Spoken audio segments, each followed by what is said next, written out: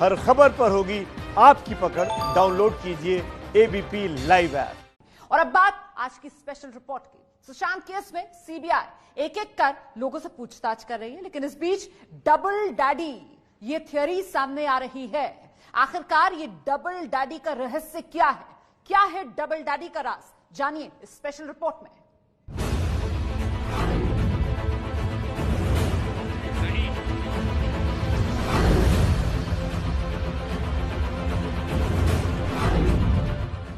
थाने से लेकर guest house, Sushant के घर से लेकर होटल तक सीबीआई की जांच आगे बढ़ रही है, लेकिन इस बीच केस में आ रहा है डबल डैडी का नाम।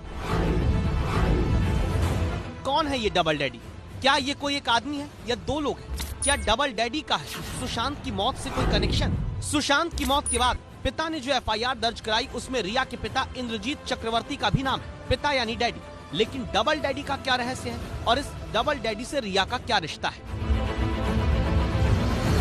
सुशांत सिंह राजपूत के पिता की एफआईआर के आधार पर सीबीआई जांच कर रही है। आरोपियों की फहरिस्त में रिया चक्रवर्ती के पिता का नाम भी शामिल है। सीबीआई उन्हें भी पूछताछ के लिए बुला सकती है, लेकिन सवाल ये है कि क्या डबल डैडी से भी होगी पूछताछ? खुद को सुशांत का जिम पार्टनर बताने वाले सुनील शुक्ला ने बड़ा आरोप लगाया है। सुनील शुक्ला ने डैडी और शुगर डैडी की साजिश बता दिया। सुशांत सिंह राजपूत को दवाइयां दी जा रही थी, वो रिया चक्रवर्ती के डैडी वो देते थे और रिया वो दवाई सुशांत सिंह राजपूत को दे रही थी। जब वो 8 तारीख को सुशांत के घर छोड़ के चली गई, उसके बाद वो दवाई सुशांत सिंह के राजपूत पे घर पे जो सर्वेंट थे, नीरज है, सिद्धार्थ है, ये दे रहे थे। किसके थे ये? किन्होंने प्लांट किया? वो रिया ने प्लांट किया। रिया को किसने प्लांट किया? महेश भट्ट। तो महेश शुगर डैडी बोल रहे हैं।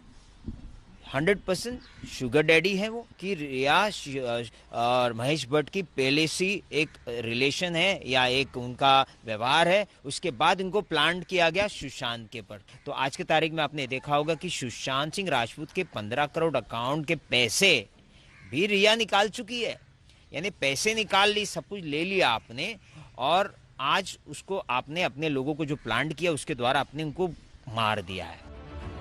सुनील शुक्ला महेश भट्ट को शुगर डैडी बता रहे हैं। सुनील शुक्ला के पास आरोपों को लेकर कोई ठोस सबूत नहीं है। सुनील का आरोप जांच का विषय हो सकता है, लेकिन रिया से महेश भट्ट का कनेक्शन पुराना है, जिसको लेकर पहले भी सवाल उठे हैं।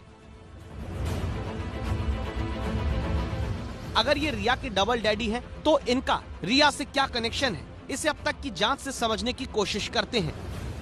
पल एक पल में ही थम सा गया, तू हाथ में हाथ जो दे गया, चलूं मैं जहां जाए तू, दाएं में तेरे बाएं तू, रुत में हवाएं तू, साथिया। 2 साल पहले रिया की फिल्म आई जलेबी, जिसे बॉलीवुड के नामी प्रोड्यूसर डायरेक्टर महेश भट्ट ने बनाया।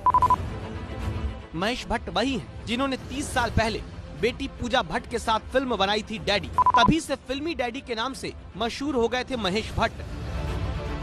क्या बात है डैडी?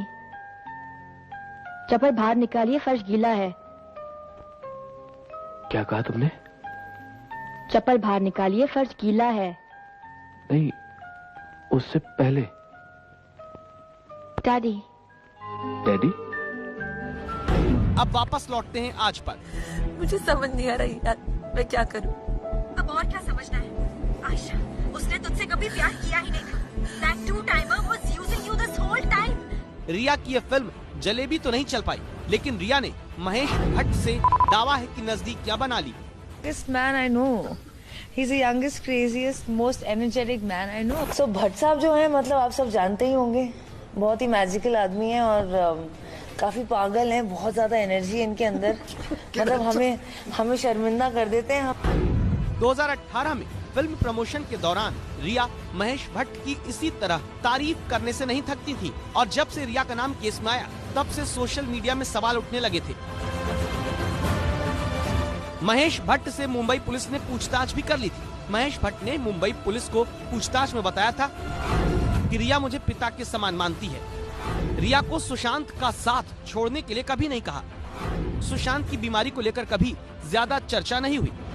मुंबई पुलिस द्वारा की गई पूछताछ में महेश भट्ट ने रिया चक्रवर्ती को अपनी बेटी समान बताया था और इस बात से साफ इनकार किया था कि कभी उन्होंने रिया को सुशांत का साथ छोड़ने के लिए कहा था।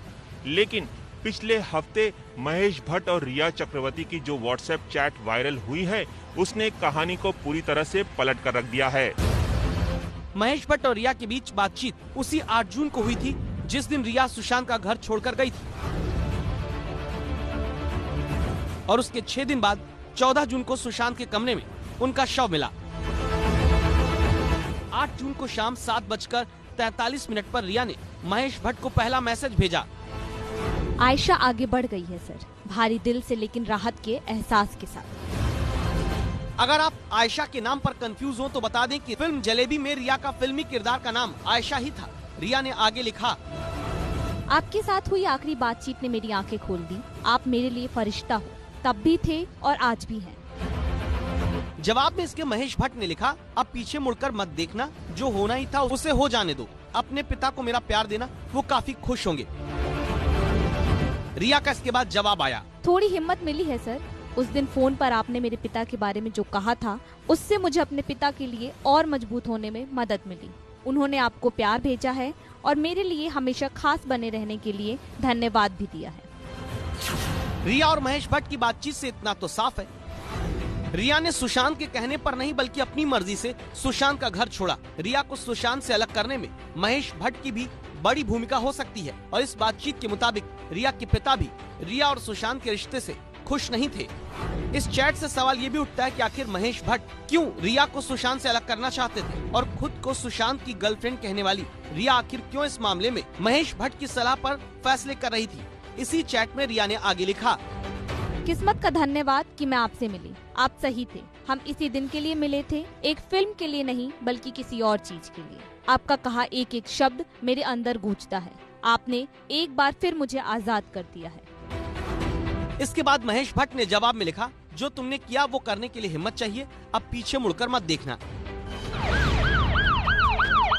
और रिया ने यही किया। 8 जून के बाद रिया सुशांत से नहीं मिली और जब सुशांत ने दुनिया छोड़ दी तो उसका शव देखने पहुंची। दावा है कि शव देखने के बाद रिया ने सॉरी बाबू कहा। वहाँ पे कुछ नहीं बोला। 2-5 सेकंड बाद मैंने उससे बोला भी नहीं कि ये दस्ता भाई में हमने कोई बातचीत नहीं, सिर्फ रिया ने इतना बोला, हाथ लगा के सॉरी बाबू, यहाँ चेस्ट पे हाथ लगा बोला सॉरी बाबू। सुशांत के सीने पर उन्होंने हाथ रखा, बोला सॉरी बाबू। तो मुझे लगा यार ये सॉरी क्यों बोल रही है, उसको अंतिम दर्शन करता, नमस्कार कर प्रणाम करिए, सॉरी बोलने के लिए आई है क्या यहाँ पे। तो मुझे ऐसा लगा, तो मैंने कहा क्या बात, फिर मैं इतना घोर भी नहीं किया, मैंने कहा चलो ठीक है चलते हैं। अब सवालों के घेरे में रिया तो है और जिस महेश भट्ट को रिया पिता मानती हैं, क्या वही है डबल डैडी, यानी असली पिता और फिल्मी पिता, दो लोग। और अब बड़ा सवाल ये कि क्या रिया और महेश भट्ट के बीच हुई व्हाट्सएप चैट को आधार बनाकर सीबीआई इन दोनों से पूछताछ करेगी। तमाम सवालों के बीच बुरी तरह से फंस चुकी है रिया चक्रवर्ती और जिस महेश भट्ट को वो अपने पिता के समान मानती हैं, वो ही हैं उनके डबल डैडी, यानी कि उनके असली पिता के अलावा उनके फिल्मी पिता। अब बड़ा सवाल ये है कि क्या महेश भट्ट और रिया चक्रवर्ती के व्हाट्सएप चैट के आधार पर सीबीआई इन दोनों से पूछताछ करेगी या नहीं।